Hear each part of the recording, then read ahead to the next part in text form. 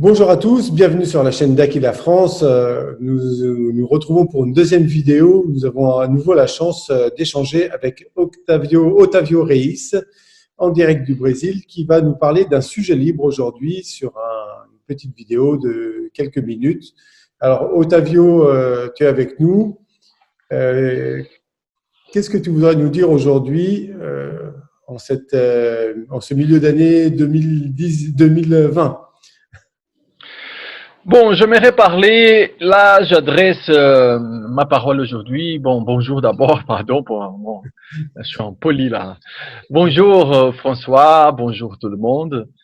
Euh, J'aimerais parler, adresser ma parole à vous qui regardez cette vidéo, vous qui avez une âme dimensionnelle. Donc je voudrais parler, qu'est-ce que c'est une âme dimensionnelle d'abord? Donc, il y a longtemps, à peu près il y a 6000 ans, un groupe de consciences, ils ont décidé, ces groupes-là, les gens de ces groupes, ils ont décidé de venir sur Terre pour aider dans les processus de développement. Ils venaient des dimensions supérieures.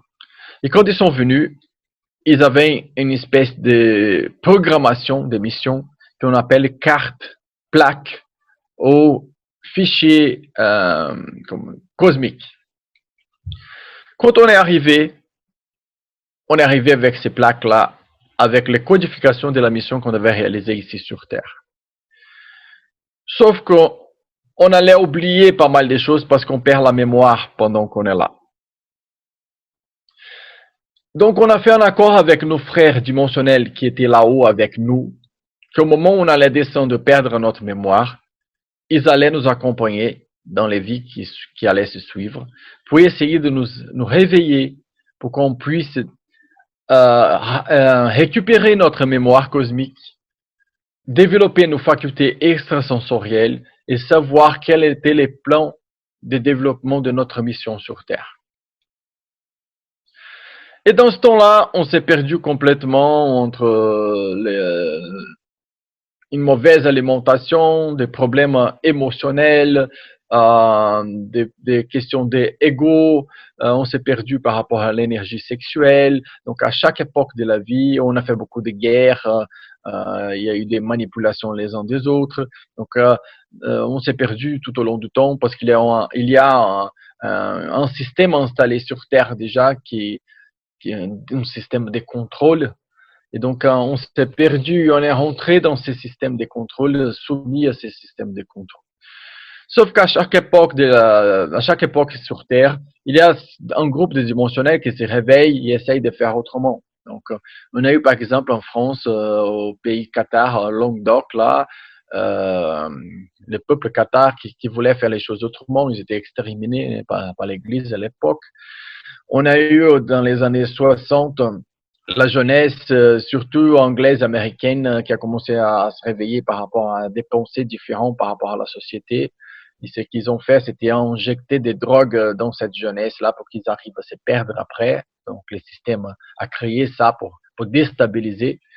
Donc, à chaque époque sur Terre, il y a un groupe de dimensionnels qui se réveillent et essayent de récupérer leur chemin de mission.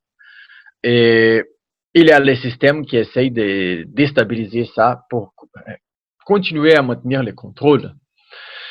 Donc là, j'adresse ma parole aujourd'hui à vous, ou si vous me permettez de vous tutoyer, parce qu'on est tous des frères dimensionnels, à toi-même, qui me regarde maintenant, et qui sent que tu es une personne différente, qui n'es pas comme les autres, que tu cherches quelque chose d'autre, que tu as une sensation dans ton cœur de quelque chose qui te manque, qu'il y a quelque chose en plus.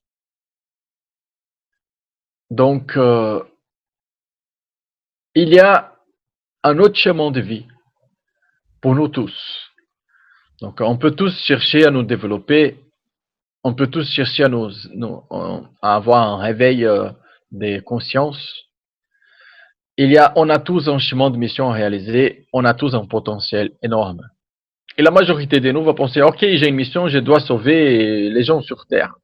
Donc, il ne s'agit pas de ça. Avant d'essayer de sauver les gens, sauver l'humanité, partir dans des grandes missions, on doit sauver à nous-mêmes. On est tous malades physiquement, ou mentalement, ou émotionnellement. On n'est pas super structuré, on oscille beaucoup l'émotionnel, on vieillit assez rapidement. Donc, d'abord, il faut changer ça. Donc, il faut améliorer l'alimentation, manger des choses plus saines, couper les trucs industriels, couper l'alimentation avec du sucre, faire beaucoup d'exercices physiques pour accélérer le métabolisme, accélérer les corps et tout ça. Faire des entraînements pour améliorer la partie émotionnelle, mentale et des entraînements aussi extrasensoriels pour développer nos facultés à nouveau. Et chercher beaucoup de connaissances. Il faut qu'on sache ce qui se passe aussi dans le monde pour de vrai, mais il faut chercher des connaissances aussi pour notre développement. Il faut changer les modes de voir les choses parce que la population, la grande majorité, voit les choses comme si on était des bébés qui demandent des choses à notre mère, du biberon. Donc, ça veut dire quoi? On attend que le gouvernement va régler notre vie. On attend que les propriétaires de l'entreprise où on travaille nous donnent une augmentation. On attend ou on prie à Dieu pour qu'il nous donne des choses. On a tous une étincelle divine chez nous et c'est à nous de faire marcher les choses. Donc, c'est à nous de générer notre propre prospérité. Nous sommes aussi responsables pour notre santé. Nous sommes responsables pour notre équilibre émotionnel. C'est nous qui générons tout ce qui arrive à notre vie. Et c'est nous les responsables pour l'accomplissement de notre mission.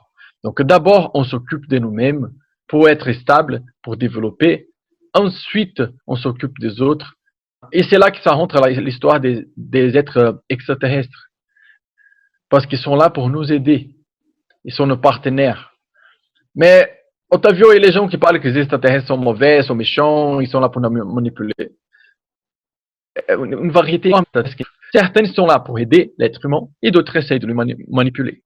Mais quand tu rentres dans ces chemins de développement et tu commences à accélérer tes fréquences vibratoires et toucher les fréquences en haute fréquence, la vibration en haute fréquence, tu vas attirer des gens qui ont des consciences extraterrestres qui sont dans des autres fréquences et qui vont t'aider dans les processus de développement. Et donc, pas besoin d'avoir peur là-dessus. Mais c'est un schéma qui ne dépend pas, les extraterrestres ne sont pas là non plus pour nous donner des choses comme cadeaux, ce sont des partenaires de travail. Donc c'est toujours de notre part que ça doit partir. Dans ces schémas de la troisième dimension, de les gens qui sont soumis au système, c'est toujours d'attendre que le monde va faire pour eux, que Dieu va faire pour eux, que le système va faire pour eux. Et comme ça, ils attendent, ils font rien du tout.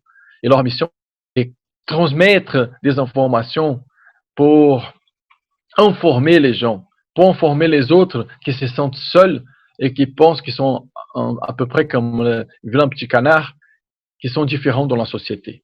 Parce qu'on est tous comme ça, mais on est beaucoup en même temps.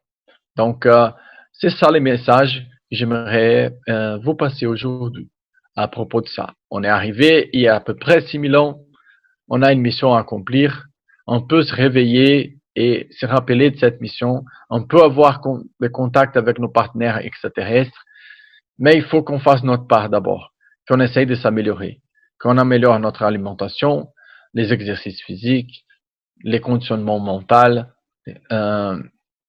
des exercices pour s'entraîner pour les facultés extrasensorielles et qu'on cherche plus de connaissances. On doit créer un mouvement dans tous les domaines de notre vie. Ok, merci beaucoup et à la prochaine. Merci beaucoup, Otavio. Bon, je sais que tu es très occupé. Je pense que tu as beaucoup de choses à faire aujourd'hui. Donc, merci d'avoir consacré ce temps-là. Juste, je terminerai, moi, la vidéo en ajoutant un petit quelque chose. Pour ceux qui ne connaissent pas ce travail-là, on n'est pas du tout, on l'avait déjà dit dans la première vidéo, on n'est pas en train de croire à quelque chose qui pourrait arriver, il pourrait y avoir des contacts, si on se développait, si on faisait ci, il pourrait se passer ça. On y est déjà. C'est-à-dire qu'il y a déjà des personnes qui ont fait ce travail, il y a déjà des personnes qui ont énormément développé leur fréquence et il y a déjà des partenariats. Quand on parle de partenariats, ce n'est pas des partenariats à venir, c'est des partenariats qui existent déjà. Il y a déjà eu énormément d'échanges, il y a déjà eu beaucoup de choses qui se sont développées. Donc, on est vraiment dans une réalité aussi concrète que celle qu'on peut vivre au quotidien quand on va au travail. Il n'y a rien du tout de l'ordre de la croyance. Voilà, je voulais ajouter ça sur ce que tu dis, parce que pour pas mal de personnes, ça paraît encore une autre dimension. On ne se rend pas toujours compte à quel point on est dans un conditionnement très restreint de notre réalité et qu'on voit qu'une toute petite partie de la réalité.